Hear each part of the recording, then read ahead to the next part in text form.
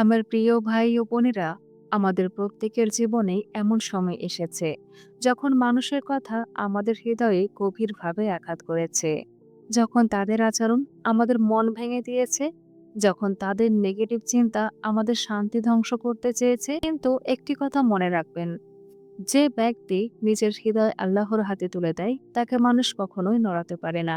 মানুষের অপমান আপনাকে সংজ্ঞায়িত করে না, তাদের আঘাত আপনাকে ছোট করতে পারে না। আল্লাহ কুরআনে স্মরণ করিয়ে দেন, নিশ্চয়ই আল্লাহ ধৈর্যশীলদের সঙ্গে আছেন। এর অর্থটা কি?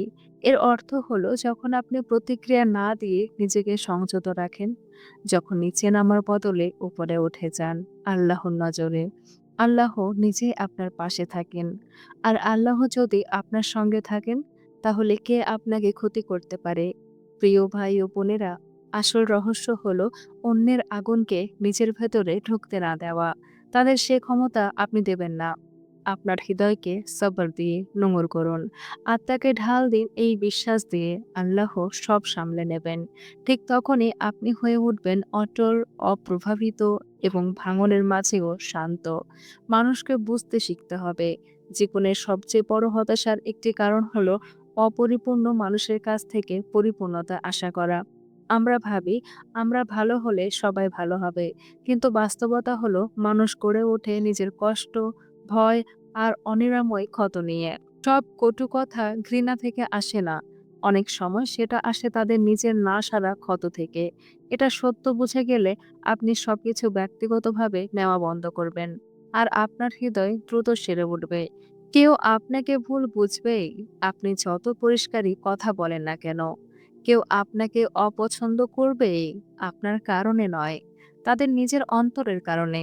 আল্লাহ বলেন, মানুষের হৃদয় তার নিয়ন্ত্রণে। তাই মনে রাখুন, সবাই আপনার সঙ্গে ন্যায় আচরণ করবে না, এবং সেটা ঠিক আছে। এটা আপনার মূল্য কমায় না, এটা আপনার ধৈর্য আর আল্লাহর উপর নির্ভরতার পরীক্ষা। এবার প্রশ্ন হলো, শান্তি আসে কোথা থেকে? যখন কেউ আপনাকে কষ্ট দেয়, আপনার সামনে দুটি পথ থাকে। একটি পথ হলো তাদের আচরণকে আপনার হৃদয়ে বিষাক্ত করে দেওয়া, আরেকটি পথ এই মুহূর্তকে ব্যবহার করা শুধু আল্লাহর কাছে প্রত্যাশা রাখার শিক্ষা হিসেবে। কারণ আল্লাহ কখনোই হতাশ করেন না। তিনি দেখেন আপনার নীরবতা, আপনার সংযম, আপনার ধৈর্য। সত্যিকারের শান্তি মানুষের অনুমোদন থেকে আসে না, শান্তি আসে এই জ্ঞান থেকে, আমি আল্লাহকে সন্তুষ্ট করেছি। মানুষ যা বুঝতে পারেনি, আল্লাহ তা বুঝেছেন। রাসূল সাল্লাল্লাহু আলাইহি সাল্লামকে অপমান করা হয়েছিল, মিথ্যা বলা হয়েছিল, আক্রমণ করা হয়েছিল, তবু তিনি প্রতিশোধ নেননি। তিনি দয়া দেখিয়েছেন। কেন? কারণ তিনি মানুষকে বুঝতেন। তিনি তাদের ত্রুটি নিজের বুকে বহন করেননি। তিনি সবকিছু আল্লাহর হাতে ছেড়ে দিয়েছিলেন। যখন আপনি বুঝে যান মানুষের আচরণ তাদের পরিচয়, আপনার নয়, তখন আপনার হৃদয় হালকা হয়ে যায়, আপনার পথ পরিষ্কার হয়। কিছু মানুষ আপনাকে উস্কাবে, আর শুধু আপনার প্রতিক্রিয়া দেখার জন্য। আপনি ভুল করছেন বলে নয়, বরং আপনার শান্তি তাদের বিশৃঙ্খলাকে অস্থির করে। কিন্তু মনে রাখবেন, প্রত্যেক ঝগড়ার নিমন্ত্রণ গ্রহণ করা বাধ্যতামূলক নয়। নীরবতাই হলো আসল শক্তি। আপনি সবসময় ব্যাখ্যা দিতে বাধ্য নন, সব আক্রমণের জবাব দিতে হয় না। আমরা মানুষের আচরণ নিয়ন্ত্রণ করতে পারি না, কিন্তু নিজেদের প্রতিক্রিয়া নিয়ন্ত্রণ করতে পারি। এটাই আসল পরীক্ষা। কুরআন আমাদের শেখায় ক্ষমা করতে, এড়িয়ে যেতে, ভালো দিয়ে জবাব দিতে। অন্যজন প্রাপ্য বলে নয়, আপনার হৃদয় শান্তির যোগ্য বলে। মনে রাখবেন, শয়তান জেতে তখনই যখন অন্যের খারাপ আচরণ আপনার চরিত্র নষ্ট করে। তাই থামুন, শ্বাস নিন, বলুন, ইন্নাল্লাহা মা'আস সাবিরিন। চলে যাওয়া দুর্বলতা নয়, এটা প্রজ্ঞা, এটা শক্তি, এটা অহংকারের উপর আল্লাহকে বেছে নেওয়া। রাসূল সাল্লাল্লাহু আলাইহি ওয়াসাল্লাম সবচেয়ে ক্ষমাশীল মানুষ ছিলেন।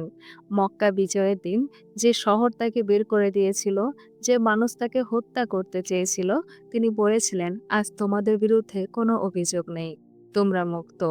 এটা দুর্বলতা নয়, এটা মুক্ত হৃদয়ের শক্তি। তিনি ওয়াহসীকেও ক্ষমা করেছিলেন, যিনি তার প্রিয় চাচা হামজা রাদিয়াল্লাহু আনহুকে হত্যা করেছিলেন।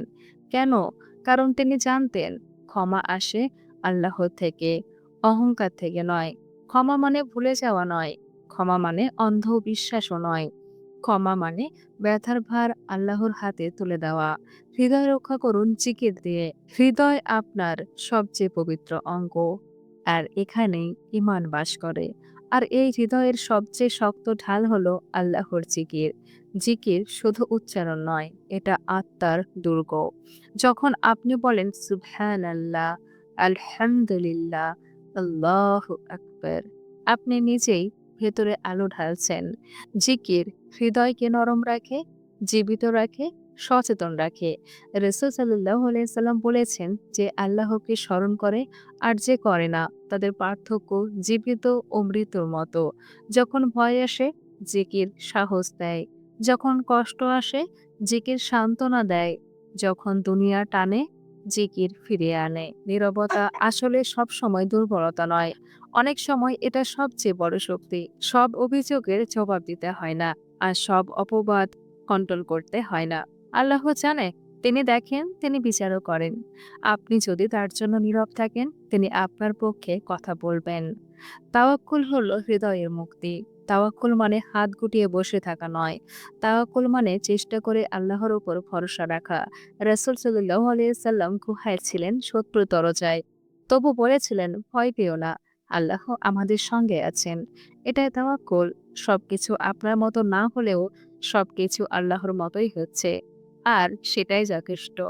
ভাই ও বোনেরা, মানুষ আসবে, যাবে। পরীক্ষা আসবে, যাবে। কিন্তু যার হৃদয় আল্লাহর সঙ্গে, তার শান্তি কেউ ছিনিয়ে নিতে পারবে না। পরের বার কেউ আপনাকে উস্কালে মনে মনে বলবেন, আল্লাহ আমার রক্ষক, আল্লাহ আমার বিচারক, আল্লাহই আমার জন্য যথেষ্ট। তখনই আপনি সেই শান্তি পাবেন যা কেউ কেড়ে নিতে পারবে না।